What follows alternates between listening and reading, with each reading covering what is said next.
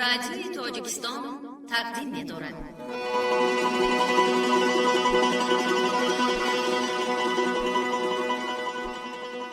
من چی گویم وصف آن عالی جناب، نیست پیغمبر ولی دارد کتاب.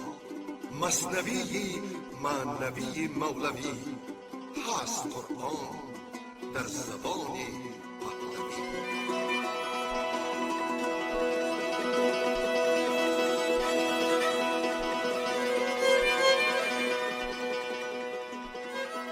مثنوی معنوی. مثنوی معنوی.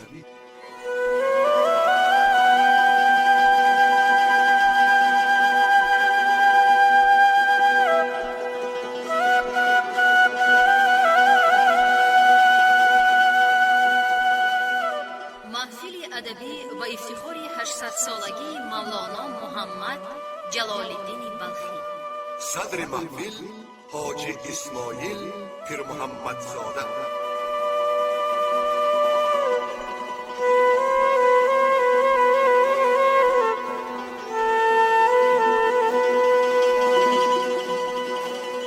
خوانش ششم به قصه های قرآنی از احوال سلیمان علیه السلام و حکومت او بالای وحوش و طیر، یک نوع اثبات خلیفه خداوند بودن فرزند آدم را در روی زمین از دید مولانا در مثنوی آشکار می کند و از زبان زاغ و هدهد از قضا و قدر بحث می کند.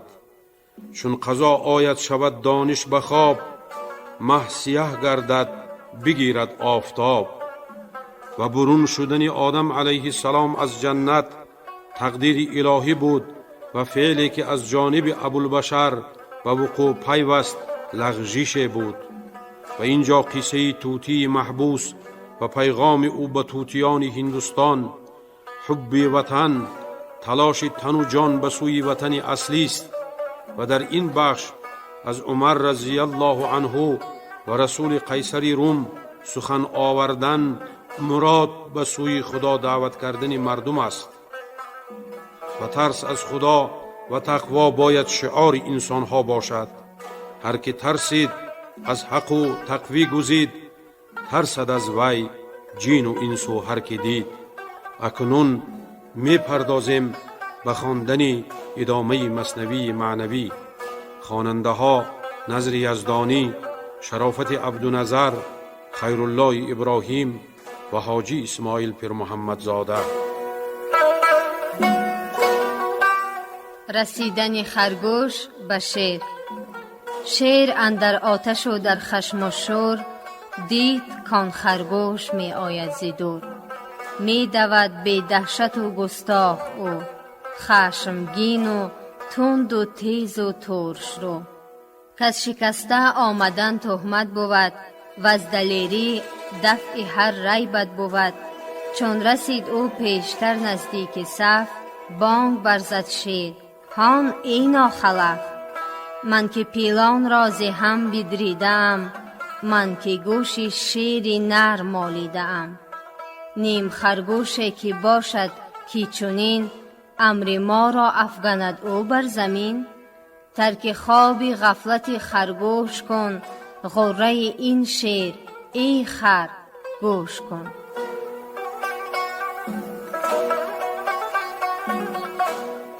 عذر گفتن خرگوش.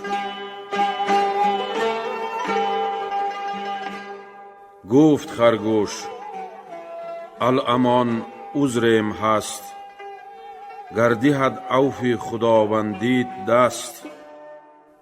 گفت چی عذر ای قصور ابلهان، این زمان آیند در پیش شهان. مرغ بی وقتی سرت باید برید، عذر احمق را نمی شاید شنید. عذر احمق بدتر از جرمش بود، عذر نادان زهر هر دانش بود. عذرت خرگوش از دانش تیهی، من نه خرگوشم که در گوشم نهی.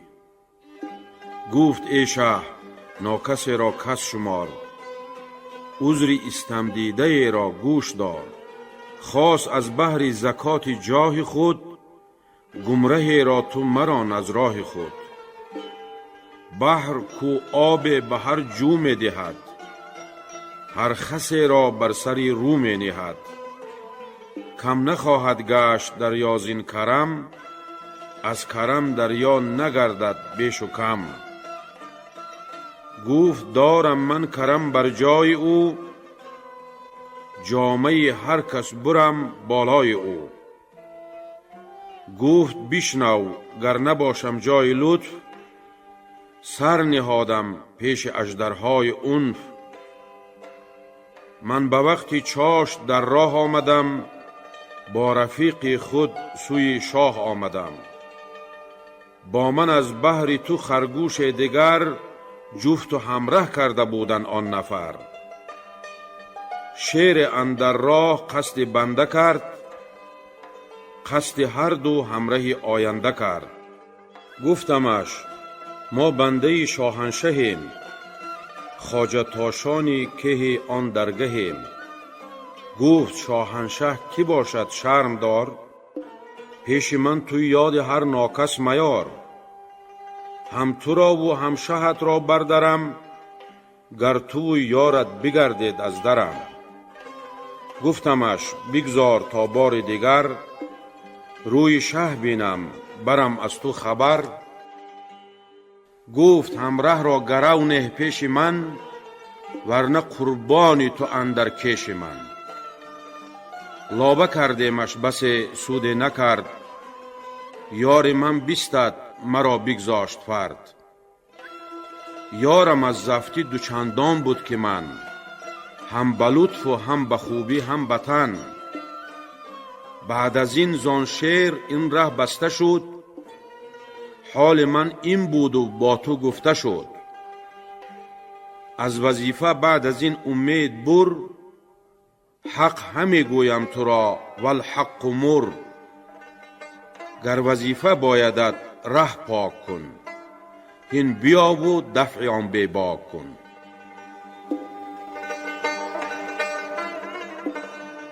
جواب گفتن شیر خرگوش را و روان شدن با او. گفت بسم الله بیا تا او کجاست، پیش در شو گر همه گویی تو راست. تا سزای او و صد چون او دهم، ور دروغ استین سزای تو دهم. اندر آمد چون قلاوز به پیش، تا برد او را به سوی دام خویش. سوی چاهی که نشانش کرده بود، چاهی مغ را دام جانش کرده بود. می شدند این هر دو تا نزدیک چاه، این خرگوش چو آب زیر کاه. آب کاه را به هامون می برد، آب کوه را عجب چون می برد. دام مکری او کمندی شیر بود، طرفه خرگوشی که شیر میره بود.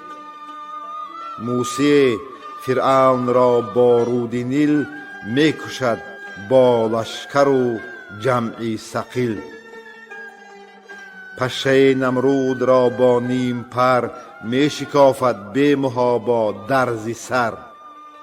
حال آن کو قول دشمن را شنود، بین جزای آن که شد یاری حسود.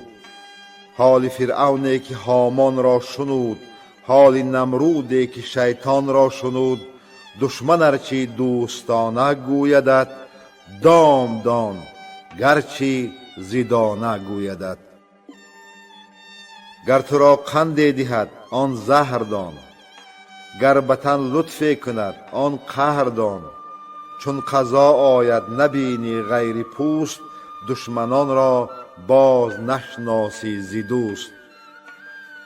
چون چنین شد ابتهال آغاز کن، ناله و تسبیح و روزه ساز کن. ناله میکن که تو علام الغیوب، زیر سنگی مکر بد ما را مکوب. گر سگی کردیم ای شیر آفرین، شیر را مگمار بر ما زین کمین. آب خوش را صورتی آتش مده، اندر آتش صورتی آب منه.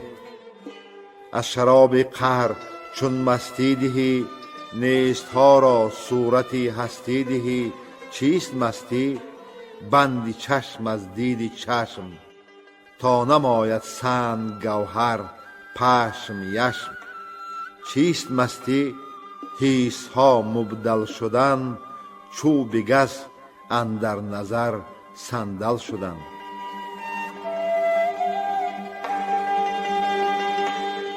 قصه هدهد و سلیمان علیه السلام در بیان آن که چون قضا آید چشمهای روشن بسته شود.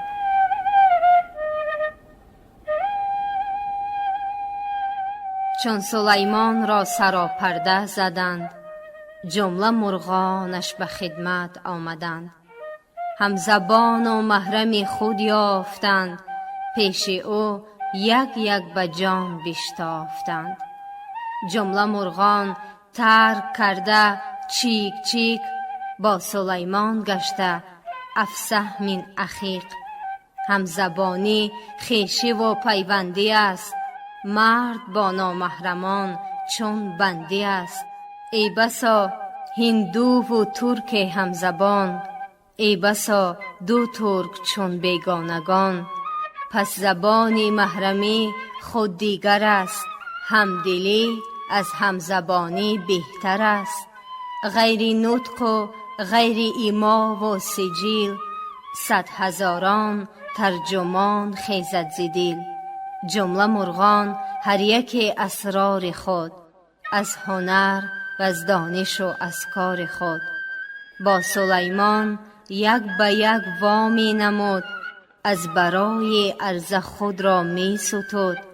از تکبر نی و از هستی خیش، بهر آن تا ره دهد او را به پیش. چون بباید برده را از خواجه، عرضه دارد از هنر دیباچه.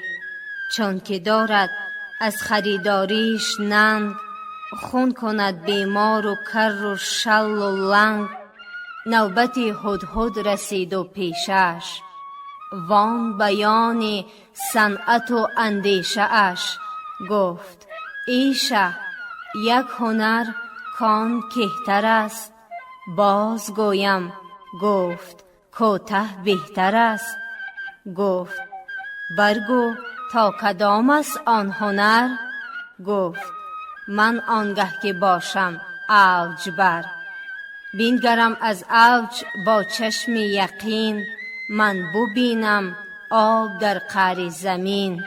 تا کجا است و چی عمق استش چی رنگ؟ از چی می جوشد ز خاک یا ز سنگ؟ ای سلیمان بهر لشکرگاه را، در سفر می دار این آگاه را. پس سلیمان گفت ای نیکو رفیق، در بیابانهای بی آب عمیق. تا بیابی بهر لشکر آب را، در سفر سقا شوی اصحاب را.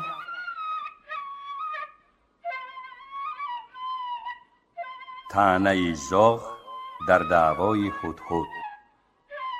زاغ چون بشنود آمد از حسد، با سلیمان گفت کو کج گفت و بد.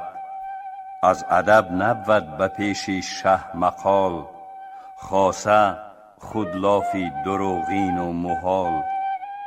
گر مر او را این نظر بودی مدام، چون ندیدی زیر مشت خاک دام. چون گرفتار آمدی در دامی او، چون قفس اندر شدی ناکامی او. پس سلیمان گفت ای هدهد رواست، کز تو در اول قدح این درد خواست. چون نمایی مستی ای خورده تو دوغ، پیش من لاف زنی آنگه دروغ.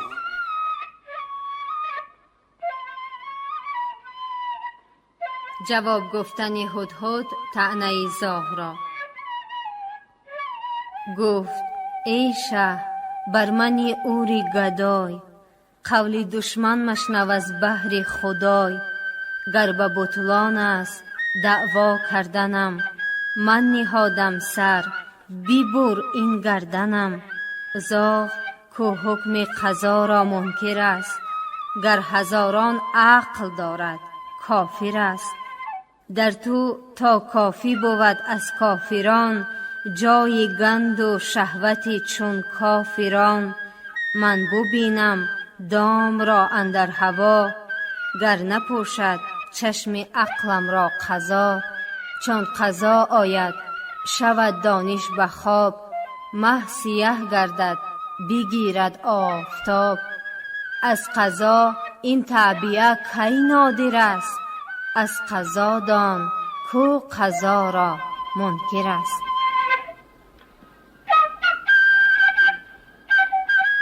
قصه آدم علیه السلام و بستن قضا نظر او را از مراعات صریح نحو و ترک تعویل.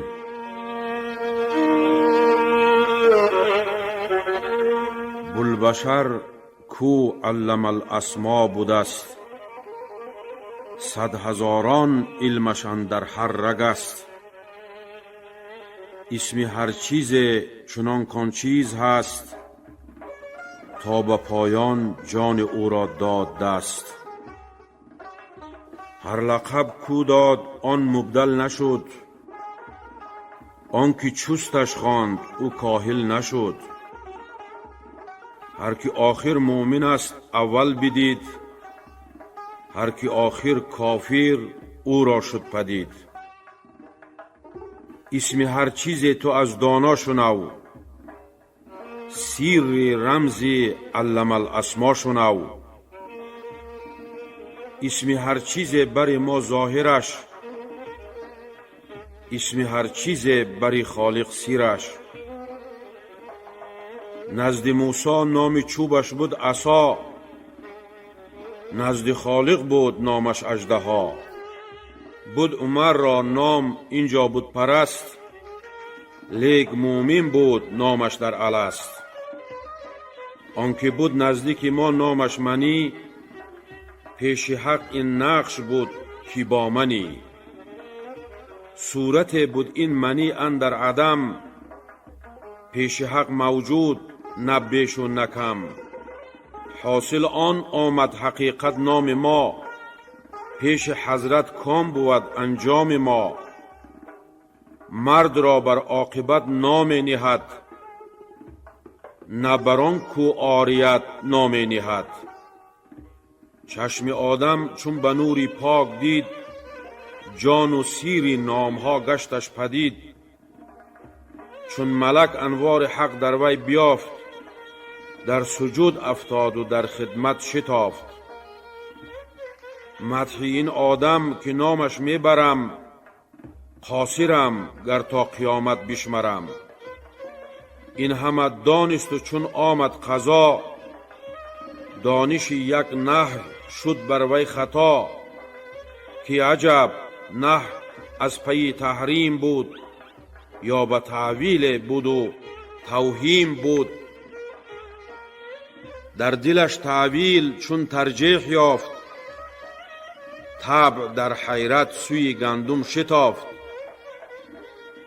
باغبان را خار چون در پای رفت، دزد فرصت یافت کالا برد تفت. چون ز حیرت رست باز آمد به راه، دید برده دزد رخت از کارگاه. ربنا انا ظلمنا گفت و آه، یعنی آمد ظلمت و گم گشت راه. پس قضا ابر بود خورشید پوش، شیر و اژدرها شود زو همچو موش. من اگر دام نبینم گاهی حکم، من نه تنها جاهلم در راه حکم. ای خنک آن کو نکوکاری گرفت، زور را بگذاشت او زاری گرفت. گر قضا پوشد سیه همچون شبت، هم قضا دستت بگیرد عاقبت. گر قضا 100 بار قصد جان کند، هم قضا جانت دهد درمان کند. این قضا 100 بار اگر راهت زند، بر فراز چرخ خیرگاهت زند. از کرم دان اینکه می ترساندت، تا به ملک ایمنی بنشاندت. این سخن پایان ندارد گشت دیر، گوش کن تو قصه خرگوش و شیر. پا واپس کشیدنی خرگوش از شیر چون نزدیک چاه رسید. چون که نزدیک چاه آمد شیر دید، کز ره آن خرگوش ماند و پا کشید. گفت پا واپس کشیدی تو چرا؟ پای را واپس مکش پیش اندرا. گفت کو پایم که دست و پای رفت، جان من لرزید و دل از جای رفت. رنگ رویم را نمی بینی چو زر، زندرون خود می دهد رنگم خبر. حق چو سیما را معرف خوانده است، چشم عارف سوی سیما مانده است. رنگ و بو غماز آمد چون جرس، از فرس آگه کند بانگی فرس. بانگ هر چیز رساند زو خبر، تو بدانی بانگ خر از بانگ در. گفت پیغمبر به تمییز کسان، مرء مخفی لدی طی اللسان. رنگ رو از حال دل دارد نشان، رحمتم کن مهر من در دل نشان. رنگ روی سرخ دارد بانگ شکر، رنگ روی زرد دارد صبر و نکر. در من آمد آن که دست و پا برد، رنگ و رو و قوت و سیما برد. آن که در هر چی در آید بشکند، هر درخت از بیخ و بن او برکند. در من آمد آن که از وی گشت مات، آدمین و جانور جامد نبات. این خود اجزااند کلیات از او، زرد کرده رنگ و فاسد کرده بو. تا جهان گه صابر است و گه شکور، بوستان گه حله پوشد گاه اور. آفتاب کو برآید نارگون، ساعت دیگر شود او سرنگون. اختران تافته بر چار طاق، لحظه لحظه مبتلای احتراق. ماه کو افزود زختر در جمال، شد ز رنج دق او همچون خیال. این زمینی با سکونی با ادب، اندر آرد زلزلش در لرز و تب. ای بسا که زین بلای مردریگ، گشته است اندر جهان او خرد و ریگ.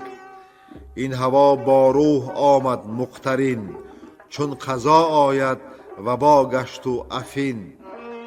آب خوش کو روح را هم شیره شد، در غدیر زرد و تلخ و تیره شد.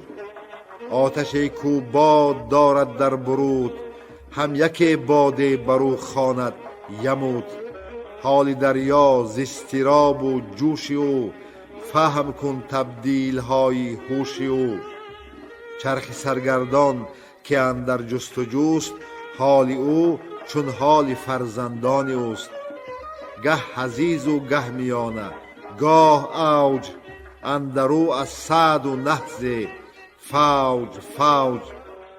از خود جزو ز کلها مختلط، فهم میکن حالتی هر منبسط. چون که کلیات را رنج است و درد، جزو ایشان چون نباشد روی زرد. خاصه جزو کوزی از داد است جمع، زاب و خاک و آتش و باد است جمع. این عجب نبود که میش از گرگ جست، این عجب که این میش دل بر گرگ بست. زندگانی آشتی زید هاست، مرگ آن کاندر میانش جنگ خواست. لطف حق این شیر را و گور را، الف داده است این دو ضد دور را. چون جهان رنجور و زندانی بود، چی عجب رنجور اگر فانی بود. خان بر شیر و از این رو پندها، گفت من پس ماندم زین بندها.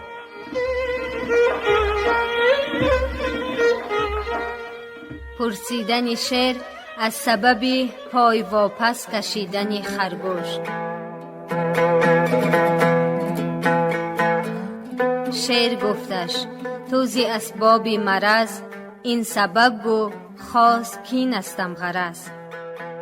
گفت آن شیر اندرین چه ساکن است، اندرین قلعه زی آفات ایمین است.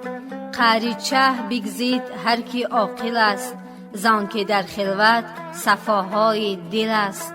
ظلمت چه به که ظلمتهای خلق، سر نبرد آن کس که گیرد پای خلق. گفت پیش آ زخمم او را قاهر است، تو ببین کان شیر در چه حاضر است. گفت من سوزیدم زان آتشی، تو مگر اندر بری خیشم کشی. تا به پشت تو من کان کرم، چشم بکشایم بچه در بینگرم. نظر کردن شیر در چاه و دیدن عکس خود را و آن خرگوش را. چون که شیر اندر بری خیشش کشید، در پناه شیر تا چه می دوید. تا که در چه بینگریدند اندر آب از شیر و او در تافتاب. شیر عکس خیش دید در آب تفت، شکل شیر در برش خرگوشی زفت. چون که خصمی خیش را در آب دید، مرو را بگذاشت و اندر چه جهید. در فتاد اندر چه کو کنده بود، زان که ظلمش در سرش آینده بود. چاه مظلم گشت ظلمی ظالمان، این چنین گفتند جمله عالمان. هر کی ظالمتر چهش با هولتر، عدل فرموده است بدتر را بتر. ای که تو از چاه ظلم می کنی، دان که بحری خیش چاه می کنی. گردی خود چون کیر پیله برمتن، بحری خود چه می کنی اندازه کن. مر ضعیفان را تو به خصم مدان، از نبی زا جاء نصر الله خوان. گر تو پیلی خصم تو از تو رمید، نک جزا طیرا ابابیلت رسید. گر ضعیف در زمین خواهد امان، غلغل افتد در سپاهی آسمان. گر بدندانش گزی پرخون کنی، در دندانت بگیرد چون کنی. شیر خود را دید در چه و از گلو، خیش را نشناخت آن دم از عدو. عکس خود را او عدوی خیش دید، لاجرم بر خیش شمشیر کشید. ای بسا ظلمی که بینی در کسان، خوی تو باشد در ایشان ای فلان. اندر ایشان تافته هستی تو، از نفاق و ظلم و بدمستی تو. آن تویی وان زخم بر خود میزنی، بر خود آن دم تار لعنت میتنی. در خود آن بد را نمی بینی عیان، ورنه دشمن بوده ای خود را بجان. حمله بر خود میکنی ای ساده مرد، همچو آن شیری که بر خود حمله کرد. چون به قعری خوی خود اندر رسی، پس بدانی کس تو بود آن ناکسی. شیر را در قعر پیدا شد که بود، نقش او آن کش دیگر کس می نمود. هر کی دندانی ضعیف می کند، کاری آن شیری غلط بین می کند. ای بدیده عکس بد بر روی ام، بد نه ام است آن تویی از خود مرم. مؤمنان آینه همدیگرند، این خبر می از پیامبر آورند. پیش چشمت داشتی شیشه کبود، زان سبب عالم کبودت می نمود. گر نه کوری، این کبودی دانزی خیش. خیش را بدگو مگو کس را تو بیش. مومن از ینظور بنور الله نبود، غیب مومن را برهنه چون نمود. چون که تو ینظور بنور الله بودی، در بدی از نیکویی غافل شدی.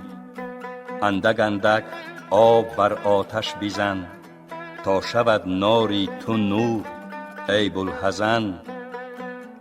تو بزن یا ربنا آبی طهور، تا شود این نار عالم جمله نور. آبی دریا جمله در فرمان توست، آب و آتش ای خداوند آنی توست. گر تو خواهی آتش آبی خوش شود، ور نخواهی آب هم آتش شود. این طلب در ما هم از ایجادی توست، رستن از بیداد یا رب دادی توست. بی طلب تو این طلب مان داده ای، گنج احسان بر همه بگشاده ای.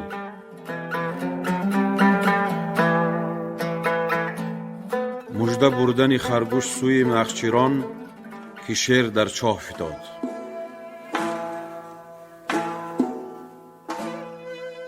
چون که خرگوش از رهایی شاد گشت، سوی نخچیران دوان شد تا به دشت.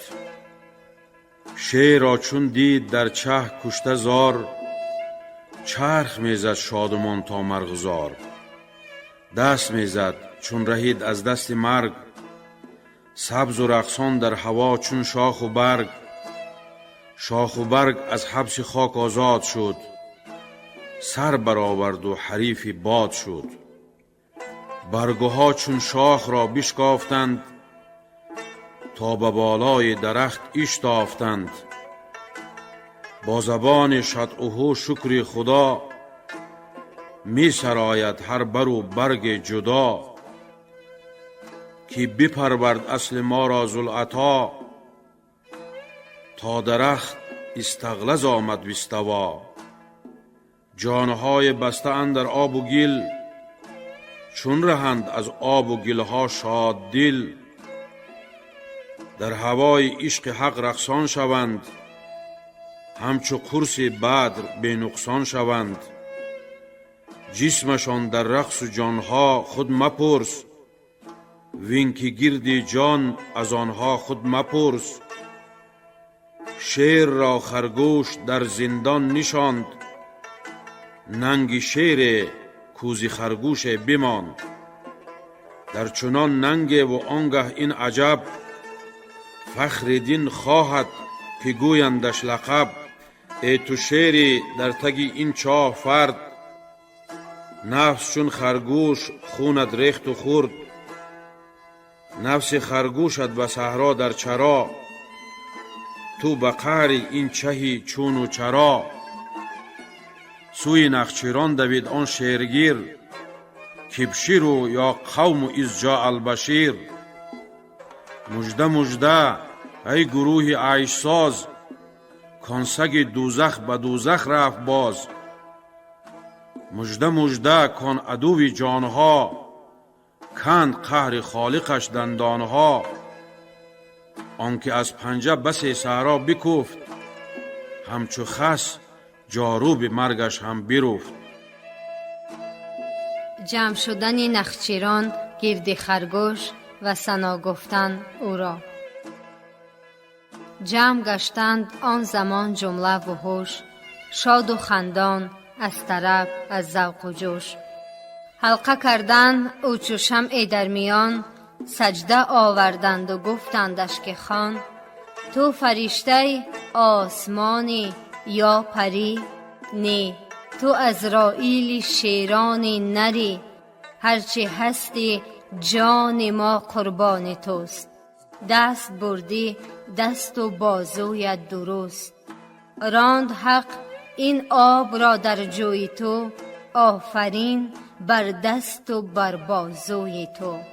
بازگو تا چون سیگالیدی به مکر، آن اوان را چون بیمالیدی به مکر؟ بازگو تا قصه درمانها شود، بازگو تا مرهم جانها شود. بازگو که ظلم آن ایستم نما، 100,000 زخم دارد جان ما. گفت تأیید خدا بود ای میهان، ورنه خرگوشی که باشد در جهان. قوتم بخشید و دل را نور داد، نور دل مر دست و پا را زور داد. از بر حق می رسد تفضیل ها، باز هم از حق رسد تبدیل ها. حق به دور و نوبت این تأیید را، می نماید اهل ظن و دید را. پند دادن خرگوش نخچیران را که بدین شاد مشوید. هین به ملکی نوبتی شادی مکن، ای تو بسته نوبت آزادی مکن. ای که ملکش برتر از نوبت تنند، برتر از 7 انجمن نوبت زنند. برتر از نوبت ملوکی باقیند، دوری دایم روحها با ساقیند. ترک این شرب ار بگویی 1-2 روز، در کنی اندر شراب خلد پوز.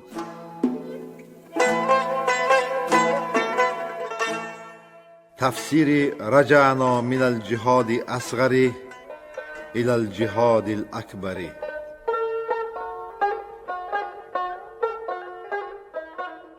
ای شهان کشت ما خصمی برون، مانده خصم زو بتر اندر درون. کشتن این کار عقل و هوش نیست، شیر باطن سخره خرگوش نیست. دوزخ است این نفس و دوزخ اژدهاست، کو به دریاها نگردد کم و کاست. 7 دریا را در آشامد هنوز، کم نگردد سوزش این خلق سوز. سنگ ها و کافران سنگ دل، اندر آید اندرو زار و خجل. هم نگردد ساکن از چندین غذا، تازه حق آید مرو را این ندا. سیر گشتی سیر گوید نه هنوز، اینت آتش این تابش این سوز. آدمی را لقمه کرد و در کشید، معده‌اش نعره زنان هل من مزید. حق قدم بر وی نهد از لامکان، آنگه او ساکن شود از کنفکان. چون که جزوی دوزخ است این نفس ما، طبع کل دارد همیشه جزوها. این قدم حق را بود کو را کشد، غیر حق خود کی کمانی او کشد. در کمان ننهند الا تیری راست، این کمان را باژگون کژ تیرهاست. راست شو چون تیر و واره از کمان، کس کمان هر راست بجهد بیگمان. چون که واگشتم ز پیکاری برون، روی آوردم به پیکاری درون. قد رجعنا من جهاد الاصغریم، با نبی اندر جهادی اکبریم. قوت از حق خواهم و توفیق و لاف، تا به سوزن برکنم این کوه قاف. سهل شیریدان که صفها بشکند، شیر آن است آن که خود را بشکند. آمدن رسول روم تا امیرالمؤمنین عمر رضی الله عنه و دیدن او کرامات عمر را رضی الله عنه. در بیان این شنو یک قصه، تا بری از سیری گفتم حصه. تا عمر آمد ز قیصر یک رسول، در مدینه از بیابان نغول. گفت کو قصر خلیفه ای هشم، تا من اسب و رخت را آنجا کشم. قوم گفتندش که او را قصر نیست، مر عمر را قصر جان روشن است، گرچه از میری ورا آوازه است، همچو درویشان مرو را کازه است. ای برادر چون ببینی قصر او، چون که در چشم دلت رسته است مو. چشم دل از مو و علت پاک آر، وانگه آن دیدار قصرش چشم دار. هر کی را هست از هوسها جان پاک، زود بیند حضرت و ایوان پاک. چون محمد پاک شد زین نار و دود، هر کجا رو کرد وجه الله بود. چون رفیقی وسوسه بدخواه را، کی بدانی سم وجه الله را. هر کی را باشد ز سینه فتح باب، او ز هر شهر ببیند آفتاب. حق پدید است از میان دیگران، همچو ماه اندر میان اختران. دو سری انگشت بر دو چشم نه، هیچ بینی از جهان انصاف ده. گر نبینی این جهان معدوم نیست، عیب جز زنگشت نفس شوم نیست. تو ز چشم انگشت را بردار هین، آنگهان هرچی می خواهی ببین. نوح را گفتند امت کو ثواب، گفت او زان سوی واستخشب سباب. رو و سر در جامه ها پیچیده اید، لاجرم با دیده و نادیده اید. آدمی دید است و باقی پوست است، دید آن است آن که دیدی دوست است. چون که دیدی دوست نبود کور به، دوست کو باقی نباشد دور به. چون رسول روم این الفاظ تر، در سما آورد شد مشتاق تر. دیده را بر جستن عمر گماشت، رخت را و اسب را ضایع گذاشت. هر طرف اندر پی آن مرد کار، می شدی پرسان او دیوانوار. که چنین مرد بود اندر جهان، و از جهان مانند جان باشد نهان. جست او را تاش چون بنده بود، لاجرم جوینده یا بنده بود. دید اعرابی زنی او را دخیل، گفت عمر نک به زیر آن نخیل. زیر خرمابون ز خلقان او جدا، زیر سایه خفته بین سایه خدا.